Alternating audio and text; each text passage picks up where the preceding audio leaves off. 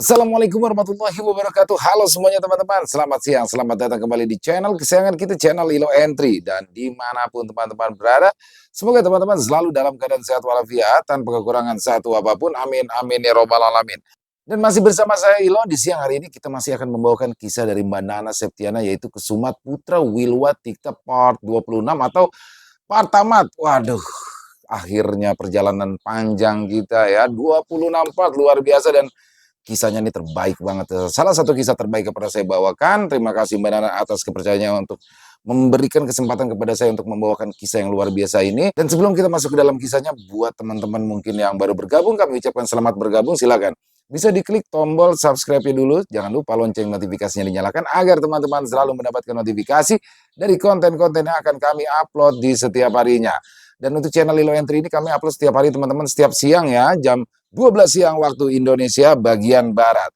Dan pasti udah gak sabaran ya, udah gak sabaran buat teman-teman. Siapin dulu kopinya, disiapin dulu cemilannya. Kita langsung saja masuk ke dalam kisahnya. Dari halaman belakang rumah Bang Ilo, kita menuju ke Tanah Jawa.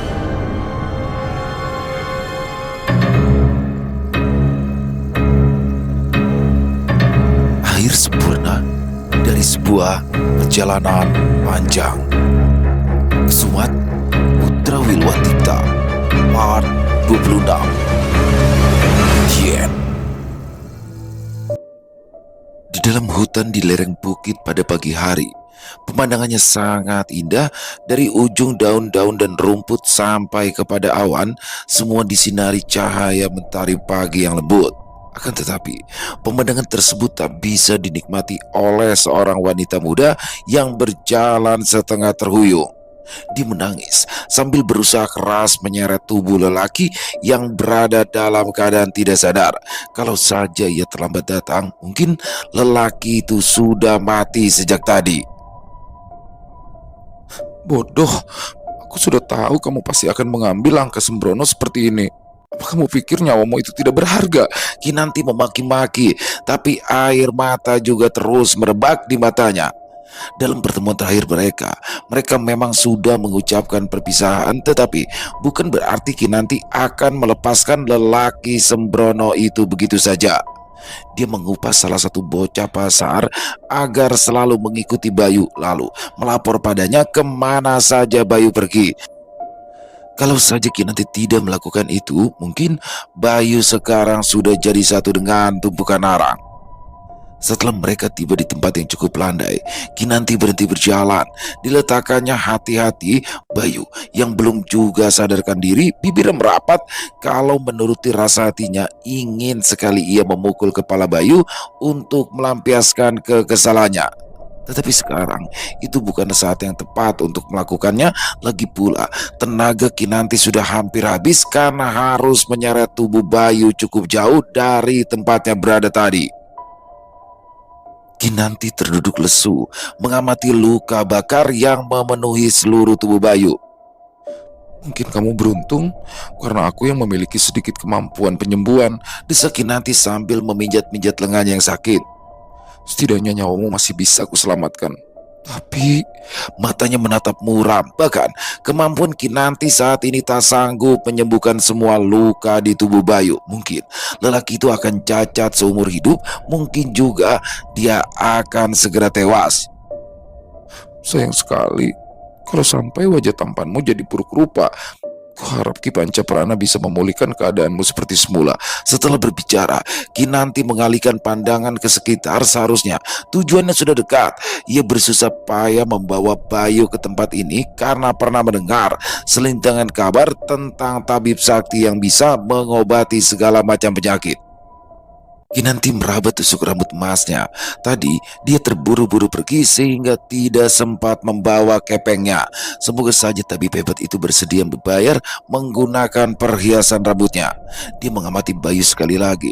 Rasa kesalnya menguap, rasa sedih kembali datang. Tubuh lelaki itu seperti sudah mati saja, lemas tak berdaya. Di ujung bibirnya nampak darah. Nafasnya tinggal satu-satu. Pertolongan yang diberikan Kinanti hanya mampu mencegahnya untuk dijemput kematian dalam waktu dekat. Jika tidak segera ditangani tabib yang lebih hebat, mungkin dewa maut akan kembali datang. Aku sudah cukup beristirahat. Kita harus berangkat lagi, ucap Kinanti walau Bayu tak mendengarnya. Hampir dia tidak kuat untuk melangkah lagi, tetapi dipaksanya karena harus dapat membawa lelaki yang sudah lebih mendekati mati daripada hidup itu sampai ke tempat tujuan. Kinanti telah melakukan perjalanan 2 hari 2 malam hanya berhenti untuk memberi minum atau lebih tepat memaksanya minum karena Bayu hampir terus-menerus dalam keadaan tidak sadarkan diri. Kinanti sendiri selama itu hanya minum sedikit air saja, dia bahkan tak lagi sempat merasakan lapar karena terlalu mengkhawatirkan Bayu. Tak heran ketika ia kembali mendaki lereng bukit ini, kedua kakinya sudah gemetar. Kinanti harus menggigit bibir dengan air mata menetes untuk menguatkan dirinya. Namun, berkat tekadnya yang kuat, Kinanti berhasil menuju sebuah gubuk di puncak bukit yang sudah terlihat dari bawah. Melihat gubuk kecil itu, Kinanti merasa seolah-olah melihat secercah cahaya penuh harapan. Tenaganya kembali bangkit. Beberapa saat kemudian, mereka sampai di depan gubuk. Dia nyaris melompat kesenangan karena pintu pondok yang terbuka lebar. Tabib yang dia cari ada di tempat. Harapan menyembuhkan Bayu pun semakin nyata. Tetapi matanya segera berkunang-kunang ketika langkahnya sudah di dekat pintu.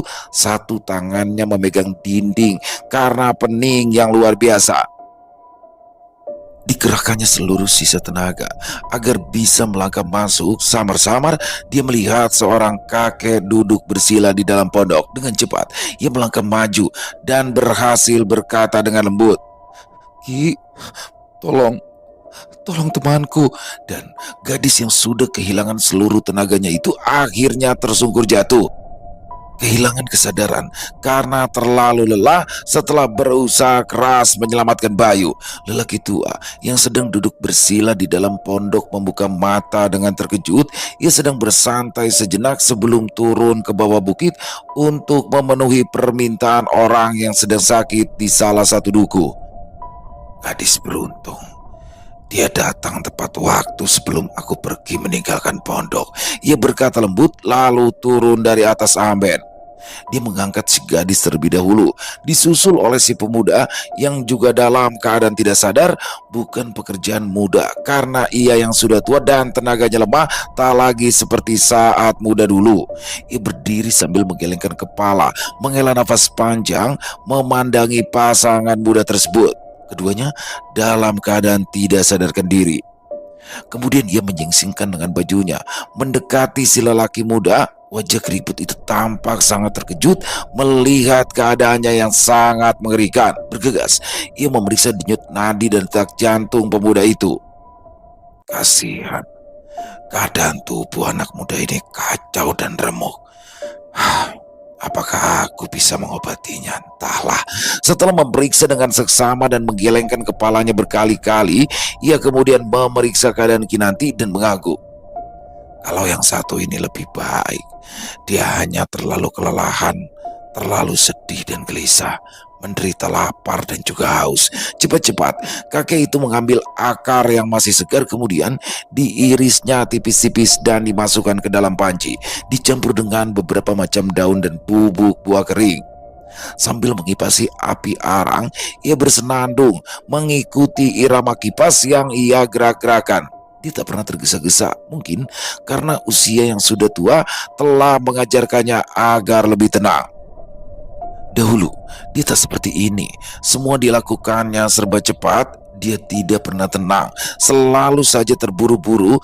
Gelar sebagai tabib saktinya membuat dia menjadi kaya raya dan disegani banyak orang. Hanya saja, sifatnya yang selalu tergesa-gesa ternyata menjerumuskan dirinya sendiri. Akhirnya, ia melakukan kesalahan besar, membuat penguasa di tempatnya marah besar. Ki Pancaprana diusir pergi sejauh mungkin. Anak istrinya tidak diperkenankan ikut karena putus asa. Ia memutuskan untuk tinggal menyendiri di bukit tersebut. Tetapi bukan berarti Ki Pancaprana berhenti menjadi tabib.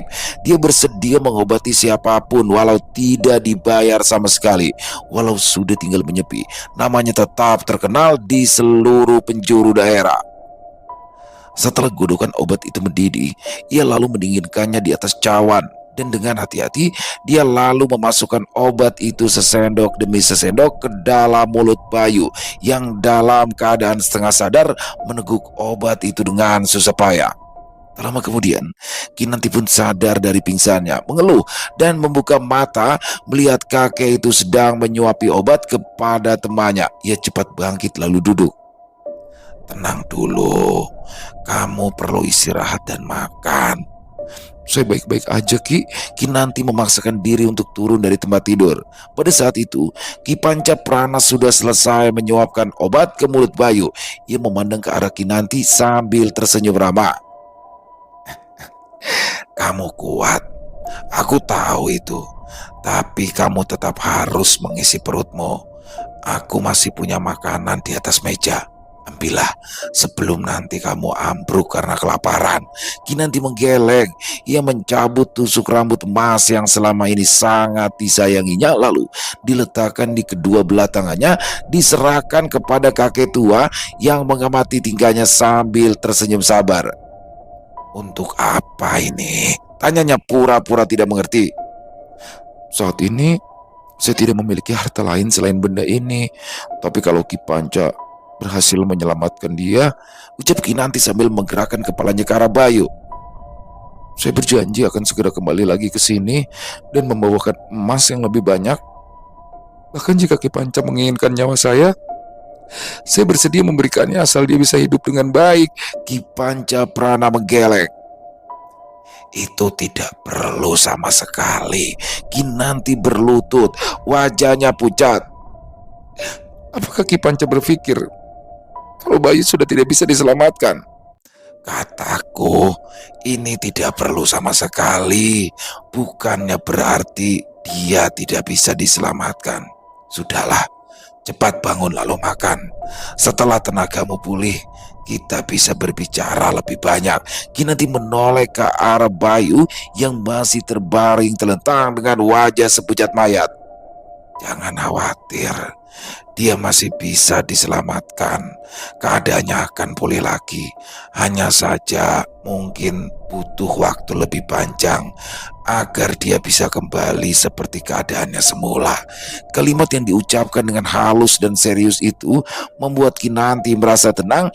Ia bangkit lalu duduk berhadap-hadapan dengan Ki Pancaprana. Ki Pancaprana menyerahkan sisa sarapannya tadi pagi. Memang sudah dingin, tetapi setidaknya itu bisa mengisi perut Kinanti yang memang sedang kosong. "Terima kasih, Ki. Terima kasih." Kinanti menunduk. Ia makan dengan perlahan menuruti perintah kakek yang mengawasinya itu dengan teliti guna memastikan Kinanti benar-benar menghabiskan makanan tersebut. Setelah Kinanti selesai makan, Ki Pancaprana bertanya lagi. "Dia itu siapamu?" "Dia temanku, Ki." Ki Pancaprana menggelengkan kepala. "Yang pasti dia bukan teman biasa." "Saya tidak mengerti." Kinanti mendongakkan kepala. "Kalau dia hanya teman biasa, tidak mungkin kamu bersedia bersusah payah membawanya ke tempat ini." Kinanti terdiam, lidahnya keluh, tidak bisa mengingkari apa yang baru saja dikatakan oleh lelaki tua itu. Di hatinya, Bayu memang bukanlah teman biasa, tetapi pemuda itu sama sekali tidak pernah menganggapnya istimewa. "Apapun arti dia bagi saya, di mata Bayu, saya hanya teman biasa, Ki," ucap Kinanti berterus terang. "Benarkah?" Ki Pancaprana menoleh ke arah Bayu. "Mungkin nanti setelah sadar, pendapatnya akan berubah. Apalagi begitu dia tahu jika kamulah yang sudah bersusah payah untuk naik ke sini hanya untuk menyelamatkan nyawanya. Tapi sudahlah, itu urusan nanti. Dan sekarang kamu beristirahatlah. Tidak perlu mengkhawatirkan apapun lagi. Aku akan pergi dulu mencari bahan obat untuk mengobati lukanya." Setelah mengatakan hal demikian, Ki Pancaprana lalu keluar dari pondok tersebut untuk mencari daun-daun obat segar yang diperlukan untuk mengobati orang yang sedang terluka parah itu. Diam-diam, ia menduga-duga apa yang telah terjadi dengan dua orang muda tersebut. Diam-diam hatinya khawatir. Dia lebih suka menolong dan berhubungan dengan penduduk dusun yang sederhana daripada berhubungan dengan kaum bangsawan. Sementara itu di dalam pondok, Kinanti maklum bahwa anjuran kakek itu adalah demi kebaikannya. Ya, dia harus beristirahat agar lekas sehat sehingga ia dapat membantu Ki Pancaprana merawat Bayu dengan baik.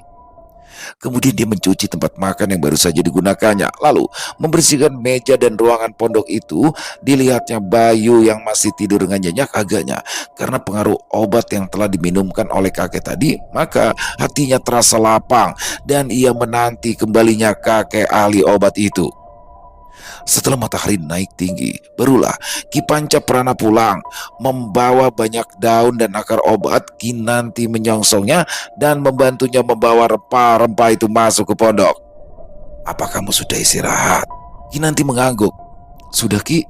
Ketika Ki Pancaprana memasuki pondok dan melihat pondoknya bersih dan rapi, ia tersenyum girang. Lalu ia langsung memeriksa keadaan Bayu. "Kau taruh daun yang ini, akar yang ini dan buah-buahan ini ke atas nampan, lalu jemur di luar. Ini adalah obat-obat untuk pembersih racun bagi temanmu." Ki Pancaprana menarik nafas panjang. "Terus terang, keadaannya itu amat parah. Entah mengapa keadaannya sampai seperti ini. Pengobatan harus dilakukan dengan wajar, sedikit demi sedikit, mengandalkan kemajuran obat dan perawatan alam yang sewajarnya. Entah berapa lama engkau harus merawatnya, dan dengan cara demikian barulah dapat diharapkan dia sembuh." "Baik, saya akan mentaati semua pesan dari Ki Panca," kata Kinanti dengan hati khawatir. "Sekarang beritahu aku, siapa kamu dan apa yang terjadi sampai keadaannya menjadi seperti ini?" Sejenak Kinanti diam, berpikir, akan tetapi dia lalu mengambil keputusan untuk menceritakan keadaan dirinya secara terus terang saja. Ki Pancaprana adalah tabib sakti yang sudah berbaik hati menolong mereka. Sudah seharusnya ia menaruh kepercayaan besar sepenuhnya kepada kakek ini. Ki Pancaprana menarik nafas panjang mendengar setelah Kinanti selesai bercerita. Sejak awal ia sudah bisa menduga jika dua orang itu pastilah bukan rakyat biasa. "Asal kamu tahu, pengobatan ini mungkin akan membutuhkan waktu selama 1 tahun, mungkin bisa lebih. Apa kamu sanggup?" Kinanti mengangguk tanpa berpikir panjang. Dia sanggup menunggu sampai Bayu benar-benar sembuh. "Aku akan mengajarimu ramuan yang harus digunakan," ucap Ki Pancaprana. "Mengajari?" Kinanti tersentak kaget. "Maksud Ki Panca?" "Bukankah kamu sudah memiliki kemampuan sebagai tabib? Tidak perlu disangkal, aku bisa mencium aroma tanaman obat dari tubuhmu. Jadi, selama berada di sini, aku akan mengajarimu beberapa pengetahuan tambahan agar bisa kamu gunakan untuk menolong orang lain." Tidak pernah terfikir oleh Kinanti bahwa Ki Pancaprana akan mengangkatnya sebagai murid. Ia segera berlutut, mengucapkan terima kasih berkali-kali pada lelaki tua baik hati itu. "Yang pertama, akan kamu pelajari adalah cara merawat temanmu itu, sehingga kamu tidak harus selalu bergantung padaku jika sewaktu-waktu ada orang yang memanggil untuk meminta bantuanku." Setelah Kinanti berjanji mempelajari bagaimana dia harus mengobati Bayu, Ki Pancaprana menyuruhnya mencari sebuah rumah di dalam sebuah dusun kecil di lereng bukit itu. Dengan sisa perhiasan yang ada, cukuplah baginya untuk membeli sebidang tanah dengan rumah yang sederhana. Disitulah ia akan merawat Bayu. Beberapa lahan sawah juga dibelinya. Lalu Kinanti mengupah petani agar bekerja di tanahnya sehingga hasilnya cukup untuk keperluan sehari-hari selama dia merawat Bayu. Mereka pun segera pindah ke sana. Setelah Bayu sadar, dia sempat terkejut melihat Kinanti yang sudah ada di sisinya. "Kenapa? Kenapa kamu ada di sini?" "Apa? Kamu tidak suka melihatku?" balas Kinanti pendek. Walau dalam hati ia merasa bahagia karena lelaki yang dicintainya itu kini sudah bangun setelah sekian lama tidak membuka mata. Bukan begitu, Sangga Bayu. Dia berniat bangun, tapi segera terjatuh lagi, matanya melirik ke arah bagian tubuhnya yang terbuka, tampak jelas bekas luka yang sudah mengering. Diam, jangan banyak gerak dulu. Keadaanmu itu masih belum terlalu baik. Kinanti meregut, tetapi tangannya menyapu lembut kulit Bayu saat mengoleskan obat yang sudah diraciknya. Bagaimana? Bagaimana aku bisa ada di sini? Bayu menatap atap pondok yang terasa asing di matanya. Ia ingat betul saat dia terkepung dalam kobaran api setelah berhasil mengalahkan Merkolo Joyopati. Tidak ada sautan dari Kinanti. Gadis itu masih sibuk mengobati lukanya. Meski begitu, Bayu sudah bisa menebak jawabannya. Kamu yang menyelamatkanku. Menurutmu? Kenapa? Bukankah ini semua tidak ada hubungannya denganmu? Aku tidak pernah meminta kamu berkorban untuk sampai seperti ini. Untuk sampai begini jauh. Bayu menyesalkan sikap Kinanti yang lagi-lagi terlibat dengan kehidupannya yang tak pernah tenang. Jauh di dalam hatinya, dia berharap jika Kinanti dapat hidup aman di ibu kota tanpa harus melibatkan diri dalam masalah pribadinya. Papan ini, Bayu meringis kesakitan karena rambutnya ditarik Kinanti sekuat tenaga. Lepaskan. Apa kamu tidak bisa mengucapkan terima kasih saja padaku? Aku ini sudah repot-repot menyelamatkanmu, tapi ini balasan yang aku terima. Kinanti tidak mau melepaskan rambut Bayu begitu saja. Ia masih terus menjambak pemuda itu sampai dia meminta maaf. Bayu baru bisa bernafas lega setelah Kinanti agak menjauh, namun dia tersentak ketika melihat mata Kinanti basah. Kamu menangis? Siapa yang sudi? Siapa yang sudi menangis buat orang bodoh seperti kamu? Bentak Kinanti marah. Kinanti keluar dari pondok, membanting pintu sekeras-kerasnya sehingga dinding pondok ikut bergetar, meninggalkan Bayu kebingungan seorang diri. Kekesalan Kinanti ternyata berlangsung cukup lama sehingga Ki Pancaprana terpaksa turun untuk mengantarkan makan siang Bayu. Makanlah, gadismu itu masih merajuk. Maaf, tapi siapa Kisanak? Bayu menatap lelaki tua yang baru dilihatnya hari itu. Dan siapa gadis yang Aki maksud? Ki Pancaprana mengusap janggutnya yang panjang sambil memperkenalkan diri. Dia juga menceritakan tentang perjuangan Kinanti saat berusaha menyelamatkan Bayu dari mara bahaya. Hati Bayu bergetar kalau mendengar keterangan dari Ki Pancaprana mengenai usaha Kinanti yang rela mempertaruhkan nyawa hanya untuk menolong nyawanya. Dia itu mencintaimu. Gadis itu bahkan bersumpah bersedia melakukan apa saja, bahkan menyerahkan nyawanya agar aku bisa menyelamatkanmu, ucap Ki Pancaprana untuk mengakhiri cerita. Bayu menunjuk. Dan sejak hari itu, ia berhati-hati berbicara dengan Kinanti. Ia tidak berani lagi menyinggung perasaan gadis yang sudah melakukan banyak hal untuknya.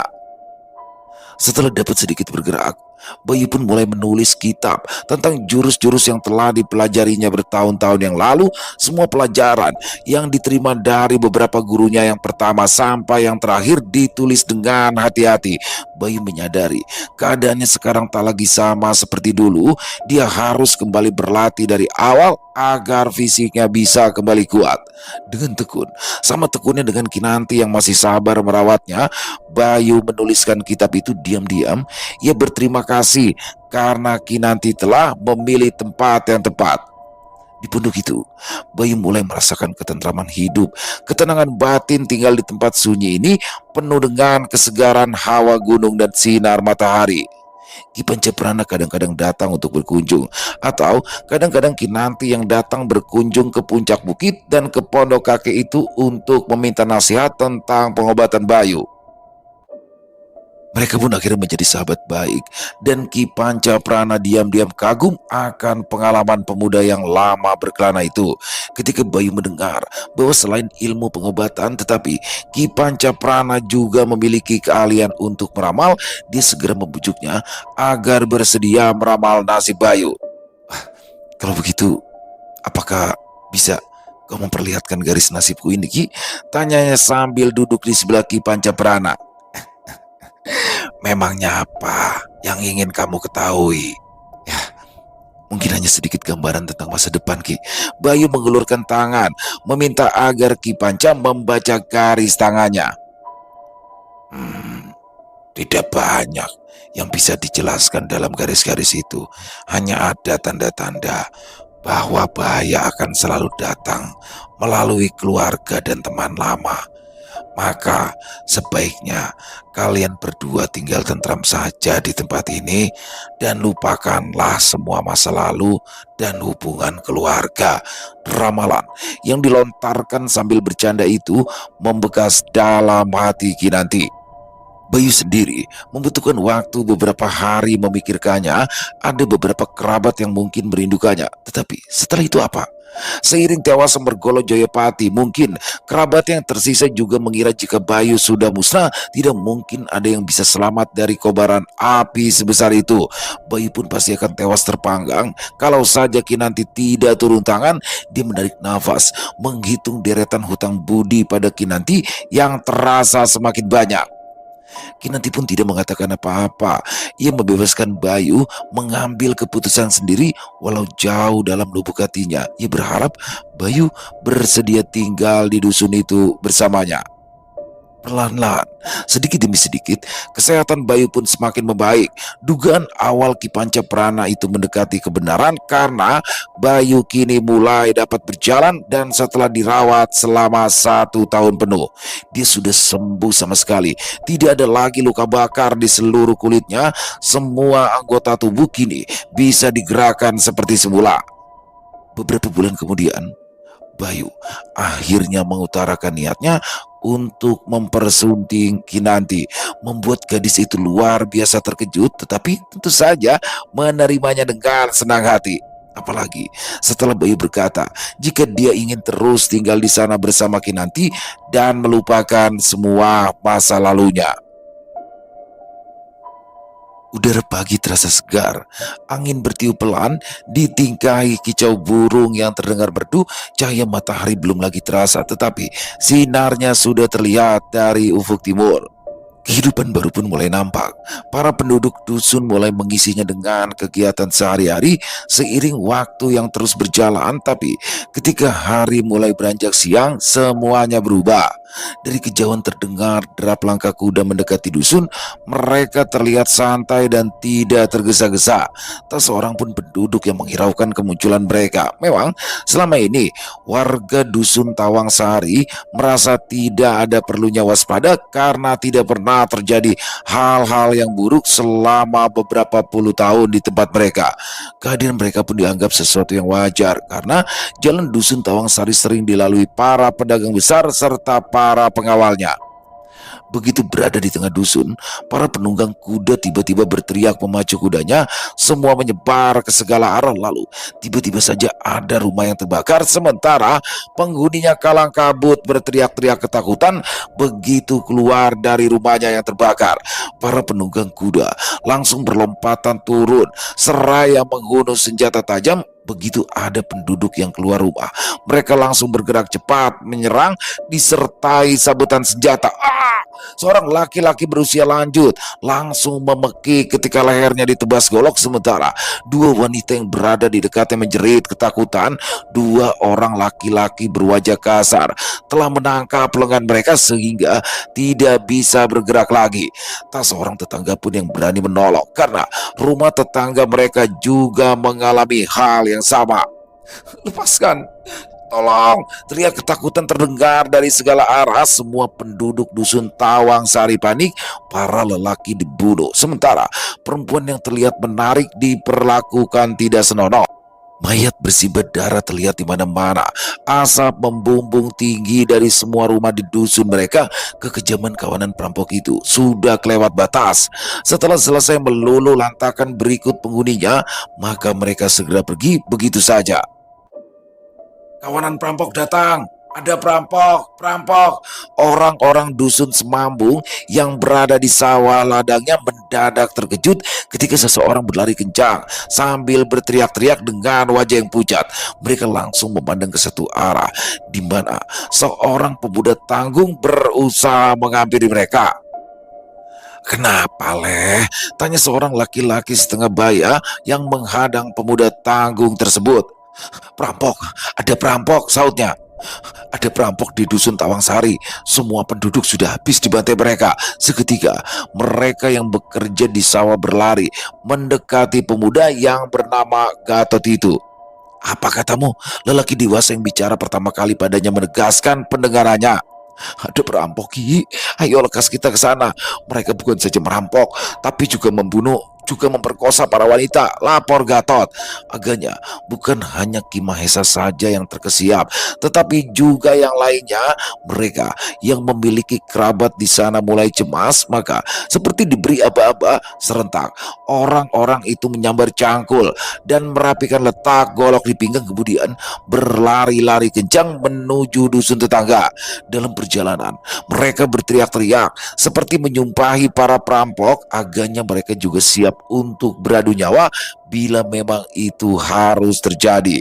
Senjata-senjata mereka telah teracung-acung di atas kepala sambil berlarian memasuki dusun. Namun setibanya di dusun Tawangsari, orang-orang ini hanya menemukan rumah-rumah yang sebagian telah roboh dan terbakar. Mayat-mayat bergelimpangan. Anak-anak kecil menangis ketakutan, sementara yang membuat mereka pilu bercampur geram adalah ketika melihat beberapa wanita berpakaian compang-camping terus terisak dengan wajah terkusut. Penduduk dusun Semambung seperti mati. Semenjak terjadinya perampokan di dusun tetangga, penduduk di Semambung seperti tidak ada kegiatan. Semua masih berdiam diri di rumah masing-masing. Meski satu ataupun dua orang masih berani keluar dan mengerjakan sawah dan ladang, tapi umumnya karena nekat tidak punya pilihan yang lain. Sedangkan lainnya enggan meninggalkan rumah, takut ada anggota keluarga mereka yang juga mengalami nasib serupa seperti penduduk Tawangsari. Kabar tersebut pun terdengar oleh Kinanti, salah satu warga dusun Semambung yang bekerja untuknya, menceritakan kejadian tersebut. Jadi, tidak ada yang berani lagi meninggalkan dusun, tanya Kinanti memastikan sekali lagi. Benar, petani upahan tersebut menjawab cepat, lalu menunduk ketika Bayu muncul dan ikut bergabung dalam obrolan mereka. Sebagai petani upahan, dia tak banyak tahu tentang pasangan suami istri muda tersebut, namun besarnya dugaan mereka memiliki kemampuan kanuragan. Kamu datang ke sini untuk memberitahu tidak bisa mengurus sawah selama beberapa hari. Yang ditanya segera menggeleng. Bukan itu tujuan utamanya. Saya Saya kesini untuk meminta bantuan pada Raden Mas. Bibir Kinanti menipis kala mendengar suaminya dipanggil Raden Mas. Walau sudah tinggal lebih dari setahun di dusun terpencil, lelaki itu masih bisa dikenali sebagai bagian dari kaum bangsawan. Apa yang bisa kubantu? Bayu duduk di samping Kinanti. Saya harap Raden bersedia membantu menumpas seluruh kawanan perampok yang sudah banyak membunuh penduduk yang tidak berdosa. Bayu dan Kinanti saling melirik. Tidak seorang pun dari mereka yang memberikan persetujuan, walau petani di depan mereka terus saja berbicara.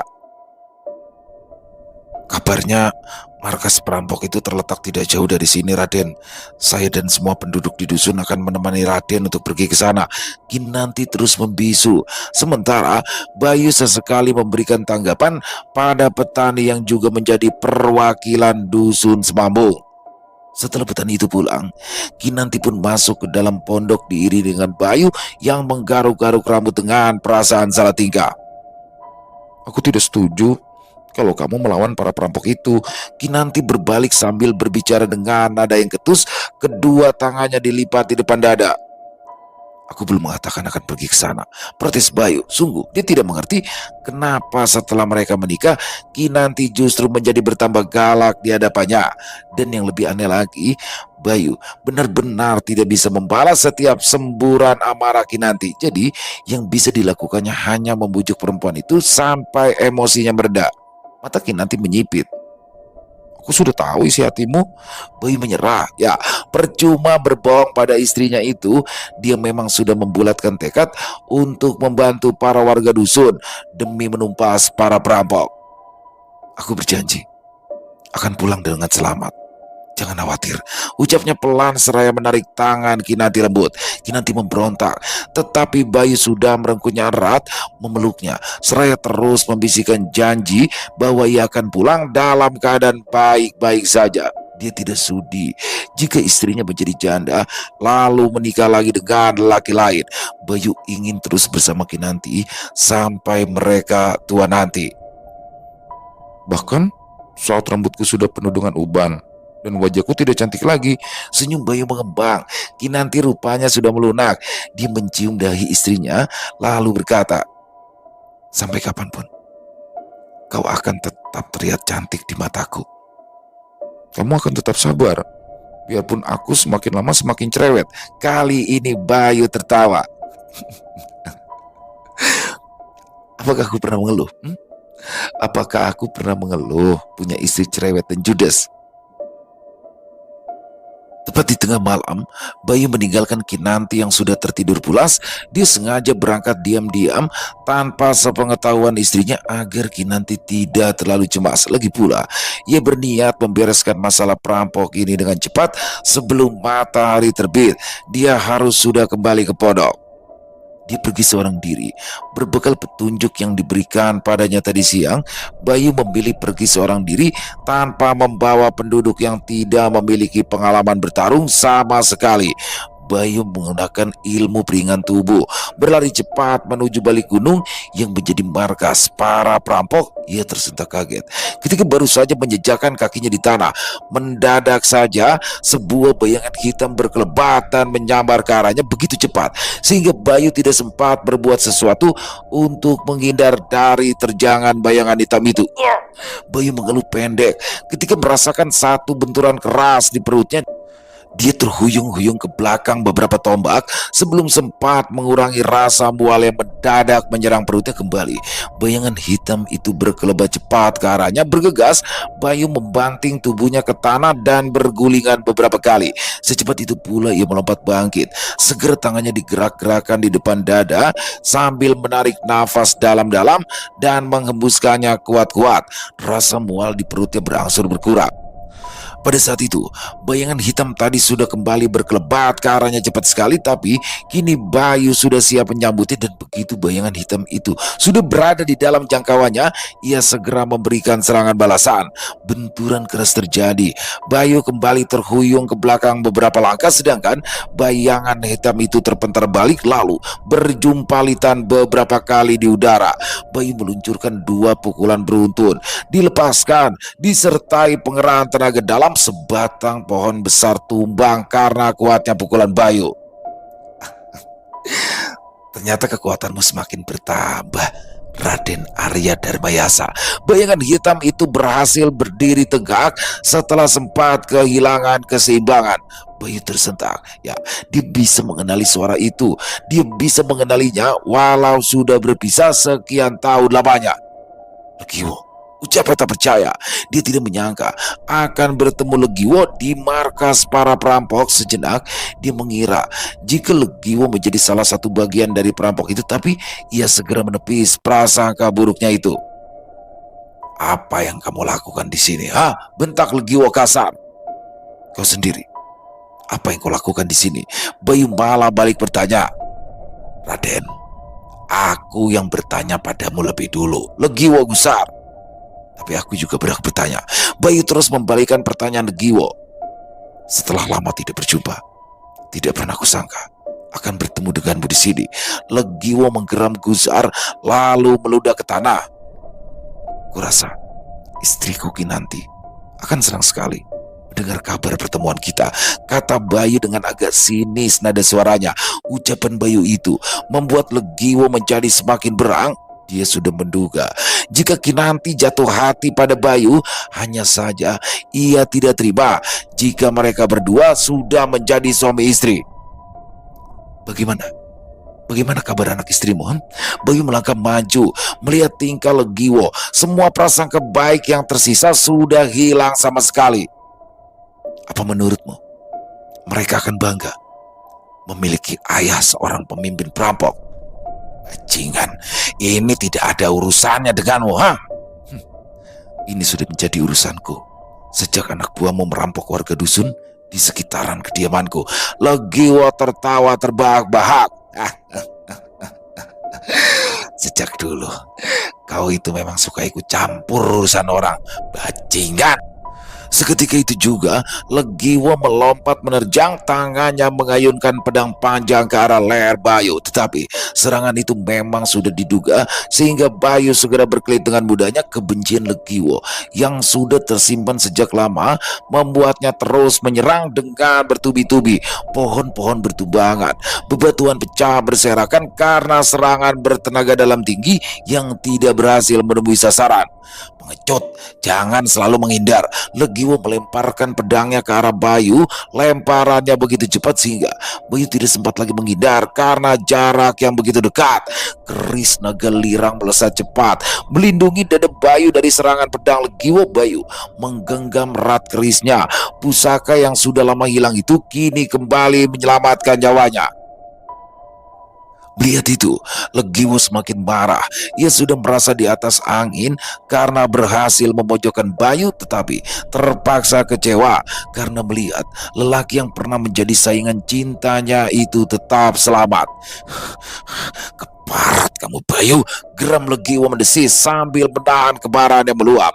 Legiwo menggerakkan tangannya di depan dada, kaki kanannya ditarik ke samping, lalu membuat putaran dengan kaki kanannya. Tampak kedua bola matanya memancarkan sinar merah. Kemudian perlahan-lahan seluruh tubuhnya mengeluarkan cahaya merah menyala bagai terbakar.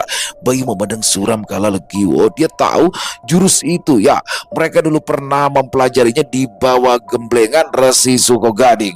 Melihat seluruh tubuh bekas kawannya itu sudah memancarkan sinar merah, Bayu pun tidak ingin bermain-main, apalagi menganggapnya enteng.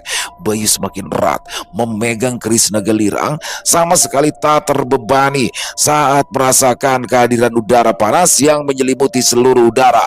Mati, dengus Legiwo. Setelah berkata demikian, Legiwo langsung melesat cepat menerjang Bayu. Pada saat yang sama, Bayu menghentakkan kedua tangan yang berselimut kabut hitam ke arah depan. Benturan keras kembali terjadi antara dua pasang telapak tangan yang terbuka lebar. Benturan itu menimbulkan ledakan keras yang menggelegar dahsyat. Tampak tubuh Legiwo terpental ke arah belakang sehingga dirinya pun tidak bisa dikendalikan. Tubuhnya meluncur deras menghantam beberapa pohon hingga bertumbangan. Sementara itu, Bayu masih berdiri di tempat semula. Sementara Legiwo masih berada di udara, Bayu menghentakkan kaki dengan cepat lalu menyusul ke arah lawannya. Terdengar suara jeritan panjang melengking tinggi dari mulut Legiwo. Tampak tubuh Legiwo terpental balik, langsung jatuh keras menghantam tanah. Ia mengerang, menggelepar di atas tanah, seluruh tubuhnya mengepulkan asap tipis. Beberapa saat kemudian, tubuhnya sudah tidak bergerak-gerak lagi. Bayu berdiri di dekatnya, menatap nanar ke arah Legiwo yang sudah kelojotan sekarat. Cahaya merah yang tadi keluar dari tubuhnya sekarang membakar seluruh permukaan kulit Legiwo. Maaf, aku terpaksa membunuhmu, ucap Bayu pelan. Keris di tangannya masih mengeluarkan asap sebelum kemudian lenyap di udara.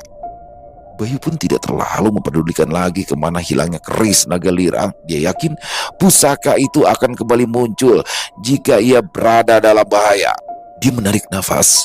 Ada sedikit perasaan sedih di hatinya karena teringat petualangan mereka dahulu. Namun Bayu tidak terlalu lama larut dalam kesedihan tersebut. Masih ada hal lain yang harus dilakukannya. Bayu menerobos masuk ke deretan pondok yang berdiri di tengah hutan. Para perampok anak buah Legiwo yang mengetahui jika pemimpin mereka sudah tewas segera menyerah kalah. Ya, tidak ada perlawanan berarti karena mereka semua sesungguhnya hanyalah petani biasa yang dipaksa oleh Legiwo untuk menjadi pengikutnya. Ancaman Legiwo tak main-main. Dia tega membunuh seluruh anggota keluarga mereka jika ada yang berani membantahnya. Kakang Bayu Aji? Bayu tertegun. Ia tidak mengira ada perempuan di antara kawanan para perampok tersebut, dan dia pun semakin terkejut lagi ketika mengenali orang yang baru saja memanggilnya. Endang. Endang mengangguk, matanya berkaca-kaca penuh rasa haru. Tidak kusangka kita akan bertemu di sini. Kenapa kamu bisa ada di sini? Dan bagaimana kamu bisa bersama Legiwo? Perempuan panis itu hanya tertunduk. Awalnya enggan menjawab pertanyaan Bayu, tapi segera berubah pikiran. Saat ini, hanyalah Bayu yang bisa menjadi tempatnya bergantung hidup.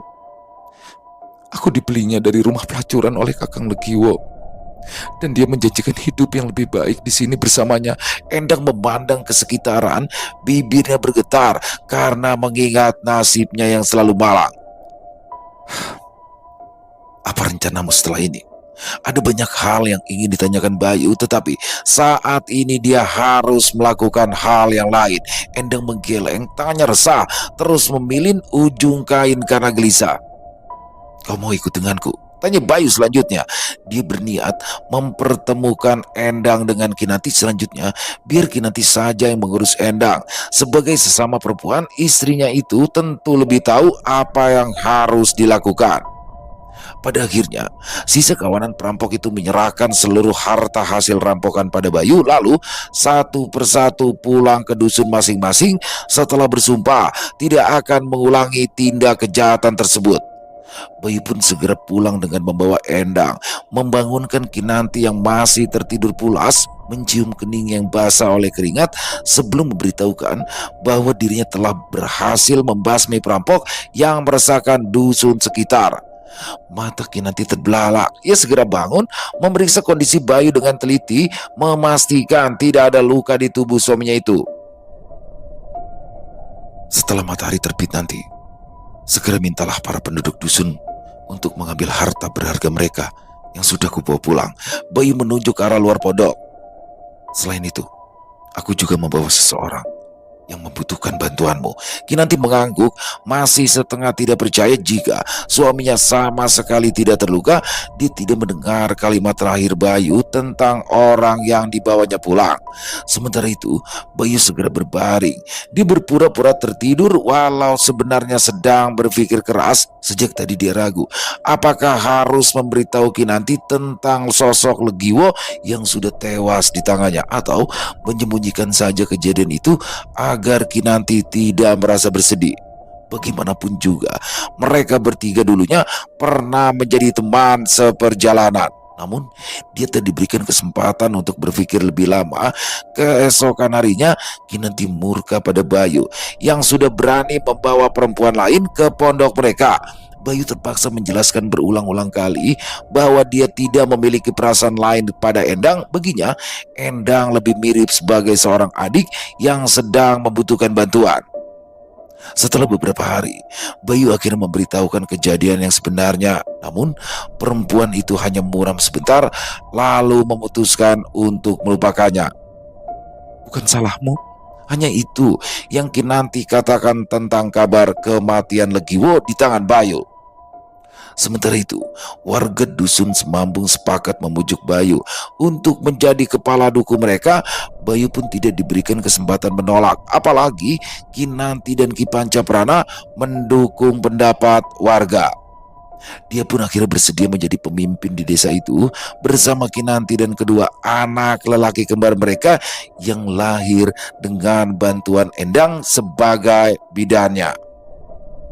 Selesai. Wow, luar biasa akhirnya kisah yang panjang ini. Aduh, baper ya. Jadi ini salah satu kisah terbaper nih yang pernah saya bawakan, dan kayak apa sih, kayak nggak mau udahan gitu, kayak please dong Banana bikin lagi gitu.